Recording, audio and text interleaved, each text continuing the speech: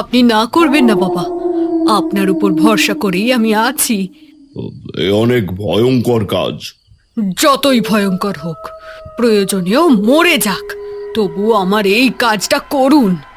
আচ্ছা ঠিক আছে, আমি তবে আমার কাজ শুরু করছি।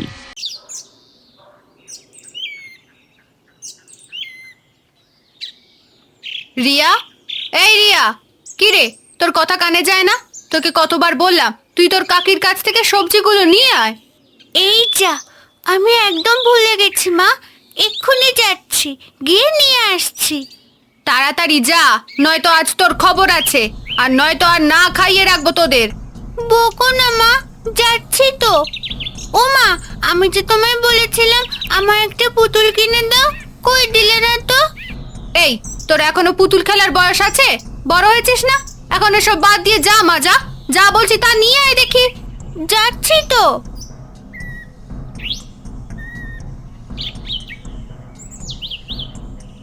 মা সব সময় শুধু বকা দেয়, এই কাজ করো ওই কাজ করো। পুতুল চাইলে বলে বড় হয়ে গেছি, আর কাজ করার সময় আমি কি একদম ছোট নাকি? ধুর, একটা সুন্দর পুতুল থাকলে তার সাথে কত কথা বলতে পারতাম আমি। কেউ আমায় বোঝে না।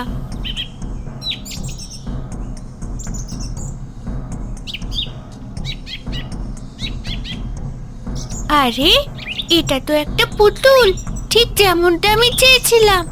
কিন্তু এখানে এভাবে পড়ে আছে কেন? কেউ কি ফেলে গেছে? কি সুন্দর দেখতে, একদম রাজকন্যার মতো। মা যখন কিনে দিল না, তখন ঈশ্বরই বোধহয় আমার জন্য এটা পাঠিয়ে দিয়েছেন। এখন থেকে তুই হবি আমার সব থেকে প্রিয় বন্ধু।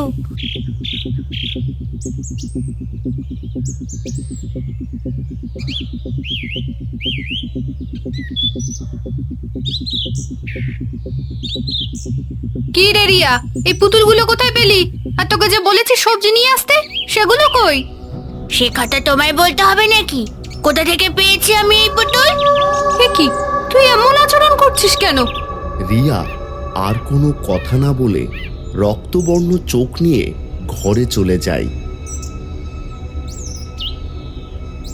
কই গো, কোথায় গেলে?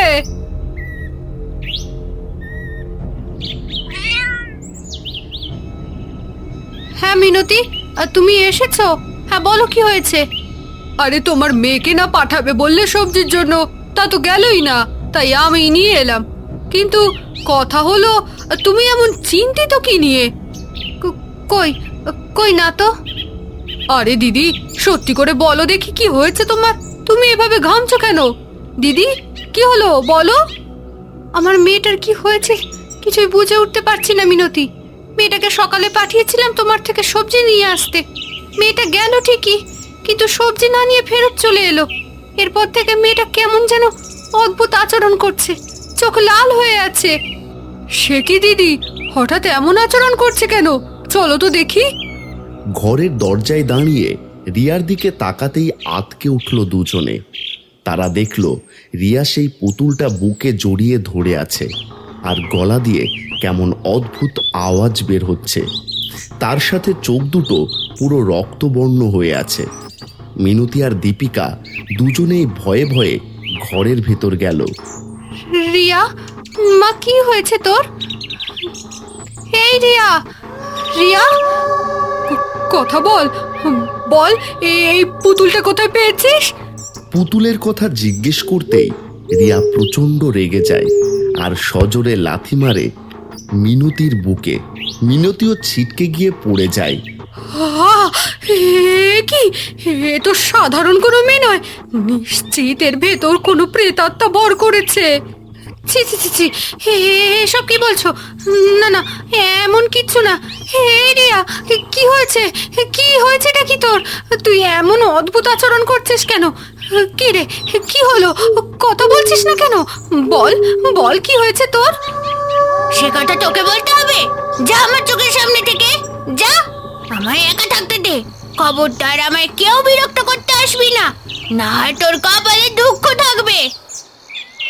চলো, আমরা এখান থেকে বেরিয়ে যাই।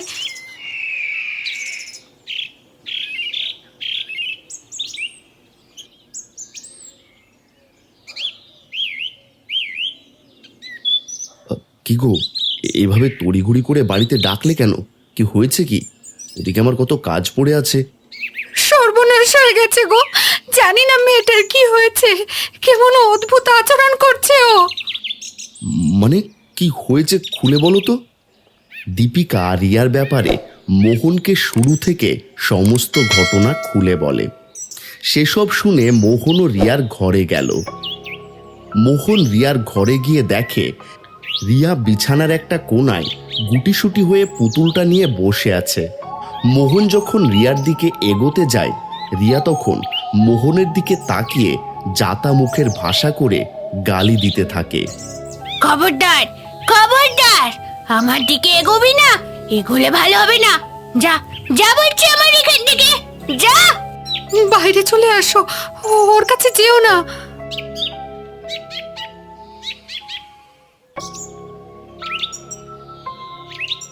মেয়েটার কি হলো গো? ও এমন আচরণ করছে কেন? ওর চোখ দেখে মনে হলো ওটা আমার মেয়ে নয়। মানে কি বলতে চাইছো তুমি? ও আমাদের মেয়ে না মানে? কি? আচ্ছা দীপিকা, শোনো শোনো, তুমি মেয়েটার খেয়াল রেখো। আমি যাই দেখি কোনো কবিরাজ কিংবা তান্ত্রিক পাই কিনা। হ্যাঁ, তাই দেখো, তবে তাড়াতাড়ি এসো গো, আমার বড্ড ভয় লাগছে। বাবা, সর্বনাশ হয়ে গেছে বাবা, ওরা যে এবার কবিরাজ তান্ত্রিকের খোঁজ করছে। যদি তান্ত্রিক ওখানে আসে তবে তো সব শেষ হয়ে যাবে।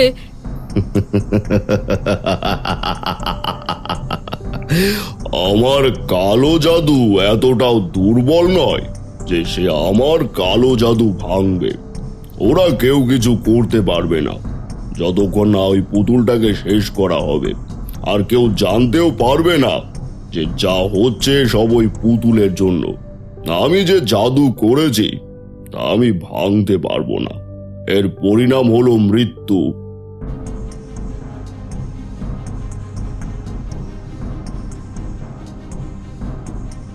তোমরা সবাই বাইরে যাও, আমি না বলা অব্দি ঘরের ভেতর কেউ আসবে না। তান্ত্রিকের কথা মতো দীপিকার মোহন রুমের বাইরে চলে যায়। তান্ত্রিকের দুই চেলা জোর করে রিয়াকে যজ্ঞের সামনে নিয়ে এসে বসায়। দুই চেলা রিয়াকে জোর করে বসিয়ে রেখে আর তান্ত্রিক মন্ত্র পড়তে শুরু করে। এক পর্যায়ে রিয়া প্রচণ্ড জোরে হাসতে শুরু করে। তবে এ কোনো সাধারণ হাসি নয়, ভয়ঙ্কর এক হাসি। রিয়ার চোখ মুখ অন্যরকম হয়ে আসে।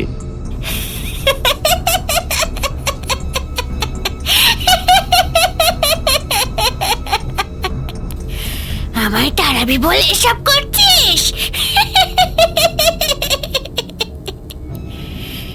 তোরা মানুষেরা আমার সাথে পেরে উঠবি না, বন্ধ কর এসব। আমি ভালোই ভালোই বলছি, এসব বন্ধ কর। তবে রে, তোর এত বড় সাহস, তবে নে। এই বলে তান্ত্রিক রিয়ার দিকে ছায়ের মতো কিছু ছুঁড়ে দেয়। রিয়া এবার প্রচণ্ড রেগে যায় আর এক ঝটকায় দুই চেলাকে ছাড়িয়ে নেয়। এরপর রিয়া এগিয়ে যায় তান্ত্রিকের দিকে। তান্ত্রিকের বুক বরাবর এক লাথি মারতে দরজার বাইরে গিয়ে পড়ে তান্ত্রিক। আমার দ্বারা এ কাজ হবে না। আপনার মেয়ের শরীরে যে আছে সে অনেক শক্তিশালী, তার সাথে আমি পেরে উঠবো না। আপনি অন্য কাউকে দেখুন এর জন্য। এভাবে বলবেন না, আপনার অনেক নাম ডাক আছে, আর আপনি যদি এভাবে বলেন তাহলে আমার মেয়েটার কি হবে? আপনার মেয়েকে ওই শয়তানের হাত থেকে বাঁচাতে গিয়ে নিজের প্রাণ খোয়াতে পারবো না। এই চল তোরা। এই বলে তান্ত্রিক বেরিয়ে যায়। মোহন আর দীপিকা চিন্তায় পড়ে যায়। ওদিকে রিয়ার ঘর থেকে ভেসে আসে ভয়ঙ্কর সব শব্দ। তান্ত্রিক পালিয়ে যাওয়ার পরে রিয়ার বাবা মোহন আরো অনেক কবিরাজ তান্ত্রিককে নিয়ে এসেছিল তার মেয়েকে দেখতে, কিন্তু কেউ কিছুই করতে পারেনি। বরং রিয়া সবার একই হাল করেছে। কেউ কেউ আবার কোনোভাবে নিজের প্রাণ বাঁচিয়ে পালিয়েছে।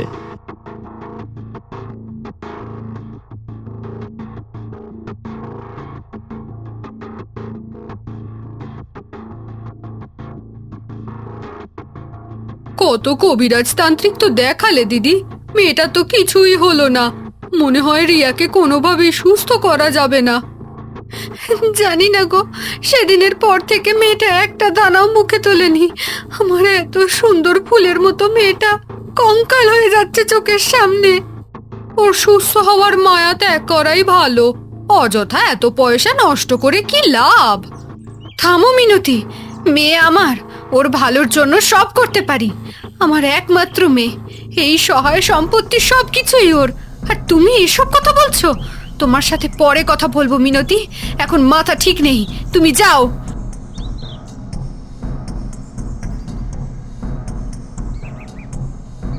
পেলে কোনো উপায় পেলে তুমি? ভাগু দীপিকা, কোনো উপায় তো আমি পেলাম না। আমাদের বাড়িতে কেউ আসতেও নারাজ। পেয়েছি পেয়েছি, শোনো, তুমি আজই কাঠালিয়া গ্রামে যাও। সেখানে গফুর নামে একজন আছে, তাকে গিয়ে সমস্ত ঘটনা খুলে বলো। সে নিশ্চিত রিয়াকে সুস্থ করতে পারবে। মোহন দেরি না করে দীপিকার কথা মতো চলে গেল কাঠালিয়া গ্রামে গফুর নামের ব্যক্তির খোঁজে। মোহন সেখানে গিয়ে জানতে পারল গফু নামের ব্যক্তি কয়েক বছর আগেই মারা গেছেন। আপনি আমায় বলুন কি সমস্যা, মাথায় রাখবেন একটা কথাও যেন এদিক সেদিক না হয় এবং কোনো বিষয় যেন ভুলে না যান। সমস্ত ঘটনা মোহন খুলে বলতে লাগলো। আলিও গম্ভীরভাবে মোহনের সব কথা শুনছে। মোহনের বলা শেষ হলে, চাচা, আপনি কি এর মাঝে কোনো ঘটনা বলতে ভুলে গেছেন? না বাবা, আমি তোমায় সব কথা বলেছি। আপনি যা যা বলছেন তা থেকে স্পষ্ট যে এটি সাধারণ কোনো অসুখ নয় বা সাধারণ কোনো অশরীরই নয়। এটা ভয়ঙ্কর কোনো জিন দ্বারা আক্রমণ হয়েছে আপনার মেয়ে। আপনার মেয়ে যে পুতুলটি কুড়িয়ে পেয়েছে সেটি একটি বাহন মাত্র। পুতুলের মাধ্যমে কোনো অশুভ শক্তিকে রিয়ার উপর ছেড়ে দেওয়া হয়েছে। বাবা আলী, গফুর ভাই নেই শুনে বুকটা ফেটে গিয়েছিল। এখন তুমি আমাদের শেষ ভরসা। আমার মেয়েটা কঙ্কাল হয়ে যাচ্ছে। দিনের পর দিন এইভাবে চলতে থাকলে যে আমার মেয়েটা বাঁচবে না। দয়া করে আমার মেয়েকে বাঁচাও। ভয় পাবেন না, আমার আব্বা বলতেন অন্ধকার যতই গভীর হোক এক চিলতে আলোর কাছে তা পরাজিত হতে বাধ্য। আমি কাল আপনার বাড়ি যাব, নামায় আপনার ঠিকানাটা দিয়ে যান। সন্ধ্যা ঘনিয়ে আসছে, আকাশটা অদ্ভুত রক্তবর্ণ ধারণ করেছে। আলী আর মোহন দ্রুত পায়ে হাঁটছে। মোহন আলীকে এগিয়ে আনতে গিয়েছিল। বাবা আলী, তুমি কি কিছু বুঝতে পারছো?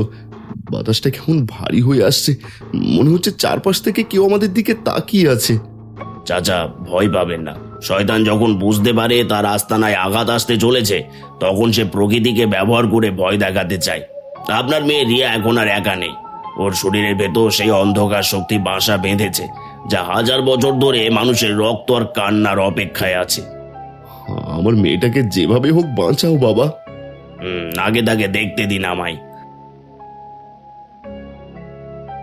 বাড়ির উঠোনে দীপিকার মিনতি বসে আছে। ঘরের ভেতর থেকে বিকট শব্দে আসবাবপত্র ভাঙার আর রিয়ার পৈশাচিক হাসির শব্দ আসছে। আলিয়ার মোহন তখন প্রবেশ করে। এসো বাবা, এসো। গফুর ভাইয়ের কথা শুনে খুব খারাপ লেগেছে। এখন তুমিই আমাদের শেষ ভরসা। আসসালাম আলাইকুম। ঘরের দরজায় আর জানলায় কি আপনারা কোনো লোহার শিকল দিয়েছেন? কারণ আজ রাতে যা হতে চলেছে তা সহ্য করার ক্ষমতা সাধারণ মানুষের নেই। আরে ও দিদি, এইটুকু একটা ছেলে, তার বলি শোনো, যেন কত বড় পীর সাহেব এসেছেন। ওরে খোকা, বড় বড় তান্ত্রিকরা রিয়ার এক লাথিতে উঠানে এসে পড়েছে, আর তুমি এসেছো লম্বা লম্বা কথা বলতে। বাড়ি যাও, মায়ের কোলে গিয়ে ঘুমাও। সব সময় সব কাজ সবাই পারে না। হতে পারে তারা যা করতে পারেনি আলী তা করে দেখাবে। আমায় দেখে আপনার কপালের ঘাম আর চোখের মনি কাঁপছে কেন? আপনি কি চান না যে রিয়া সুস্থ হোক, নাকি কোনো কিছুতে ভয় পাচ্ছেন? কিসের ভয়? যা তা বলবি না একদম। যা করতে এসেছিস তাই কর। দিদি, আমি একটু আসছি। কি রে, তুই এখন কোথায় যাবি? এখানে তো লোক দরকার। আমার একটা জরুরি কাজ পড়েছে, আমি পরে আসছি। তাকে যেতে দিন, আমার সাথে আসুন আপনারা।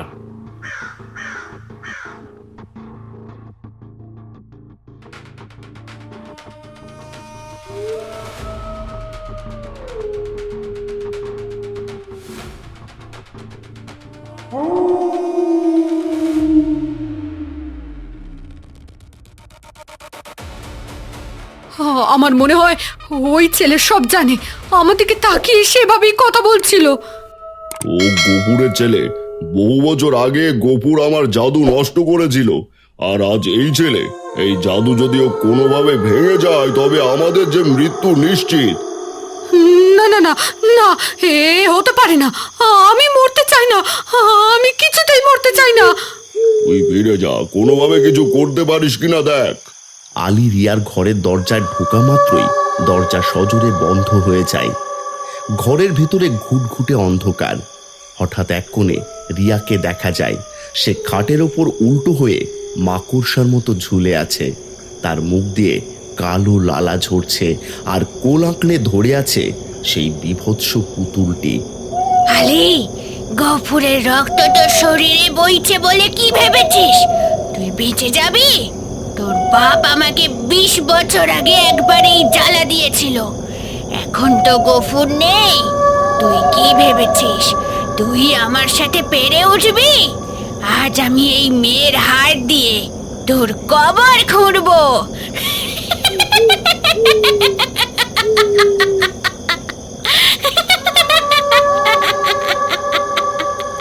তুই কোনো শক্তিই নোস, তুই শুধু এক পাপিষ্ঠ তান্ত্রিকের গোলাম। যে স্রষ্টা আমাকে সৃষ্টি করেছেন তার কালামের সামনে তোর কোনো অস্তিত্বই নেই। এই বলে আলী উচ্চস্বরে আয়াতুল কুরসি তিলাওয়াত শুরু করেন। ঘরের দেওয়ালগুলো যেন থরথর করে কাঁপতে থাকে। থাম, এই তিলাওয়াত বন্ধ কর, আমার কলিজা ফেটে যাচ্ছে। এখন যদি বন্ধ না করিস তবে এই মেয়েকে আমি মেরে ফেলবো। কিন্তু আলী কোনোভাবেই তার তিলাওয়াত থামায় না। সে অনবরত তিলাওয়াত করতেই থাকে। এক পর্যায়ে রিয়ার শরীর নিস্তেজ হয়ে মাটিতে লুটিয়ে পড়ে। তবে শক্ত করে ধরে থাকে সেই পুতুল, যা চেষ্টা করেও কোনোভাবেই হাত থেকে খুলতে পারেনি কেউ। বাবা, আমার মেয়ে কি তবে এখন সুস্থ? না, ও এখনো পুরোপুরি সুস্থ হয়নি। তিলাওয়াতের জোরে অশরীরী শুধুমাত্র দুর্বল হয়ে পড়েছে। আপনারা রিয়াকে বিছানায় তুলে দিন। ও কিছুক্ষণ ঘুমিয়ে এরপর আবারও তাণ্ডব শুরু করবে। তোমার উপর আমার বিশ্বাস আছে বাবা। এই কাজটুকু আজ অব্দি কোনো তান্ত্রিক করতে পারেনি। যেখানে কোনো তান্ত্রিক এই কাজ করতে পারেনি, তুমি মুসলিম হয়ে তা করে দেখালে। আল্লাহর উপর ভরসা রেখে আমি এসেছি। দেখা যাক কি বা কতটুকু করতে পারি। বাবা, তুমি এসো, কিছু মুখে দাও। এরপর আলী সহ তারা সেখান থেকে চলে যায়। রিয়া তখন গভীর ঘুমে আচ্ছন্ন। মোহন, আলী আর দীপিকা বসে অপেক্ষা করছে সেই সময়ের। মধ্যরাতে হঠাৎ রিয়ার ঘর থেকে ভয়ঙ্কর চিৎকার শোনা যায়। চাচা, সময় চলে এসেছে, এবার হলো আসল লড়াই। বাবা, আমার মেয়েটার যেন কিচ্ছু না হয়। আপনি ভয় পাবেন না, আল্লাহর রহমতে সব ঠিক হয়ে যাবে। এই বলে তারা রিয়ার ঘরের দিকে যায়। গিয়ে দেখে রিয়া পেছন দিয়ে বসে আছে। সবাই গেছে বুঝতে পেরে রিয়া শুধুমাত্র তার মাথা ঘুরিয়ে পেছনে তাকায়। তা দেখে দীপিকা ভয়ে চিৎকার করে ওঠে। রিয়া, আমার মেয়ে, মা, কি করছিস? কি করছিস তুই এসব? কে তোর মেয়ে? আমাকে দেখে কি তোর মেয়ে মনে হয়? তোর মেয়েকে আমি তিলে তিলে শেষ করে ফেলবো। কেন? কি দোষ করেছে আমার মেয়ে? কেন আমার মেয়ের উপর এমন অত্যাচার করছো?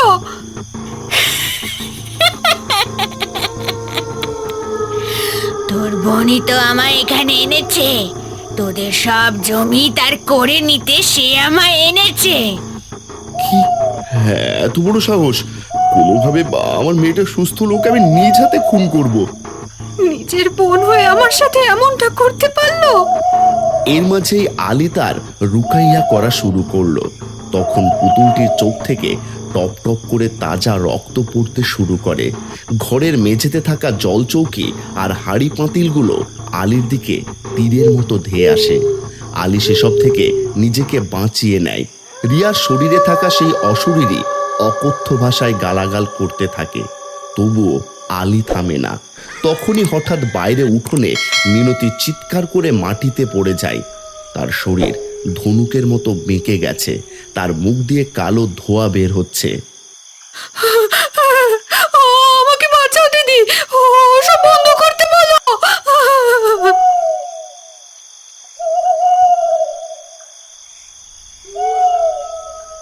ওগো, তোমরা কেউ বাঁচাও, মিনতি এমন করছে কেন?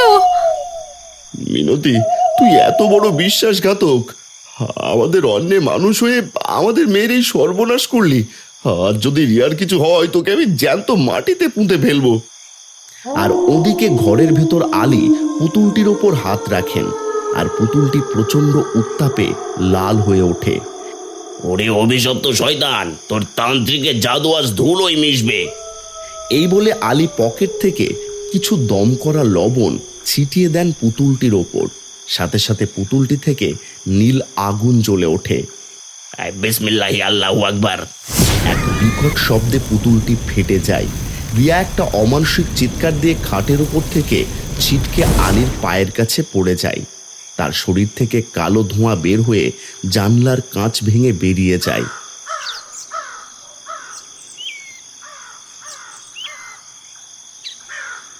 রিয়া শান্ত হয়ে ঘুমোচ্ছে। তার গায়ের সেই কালচে ভাব কেটে গিয়ে স্বাভাবিক উজ্জ্বলতা ফিরে এসেছে। অন্যদিকে মিনতিকে বাড়ির পেছনে মৃত অবস্থায় পাওয়া যায়। তার মুখটা বীভৎসভাবে কালো হয়ে গেছে, আর সেই তান্ত্রিকেরও কোনো খোঁজ পাওয়া যায়নি। চাচা, মিনতি যে বিষ রিয়ার জন্য তৈরি করেছিল, সেই বিষই তান্ত্রিকের মাধ্যমে তাকে ধ্বংস করে দিয়েছে। মনে রাখবেন, জাদু কোনোদিন জাদুকরের কল্যাণ করতে পারে না। যে আগুন অন্যকে পোড়াতে চায়, সে আগুন শেষ পর্যন্ত নিজের ঘরকেই পুড়িয়ে ছাই করে দেয়। আজ তুমি না থাকলে হয়তো আমার সব শেষ হয়ে যেত বাবা। আমার মেয়েকে হয়তো কখনো ফিরে পেতাম না। তোমার এই ঋণ আমি কখনো শোধ করতে পারবো না।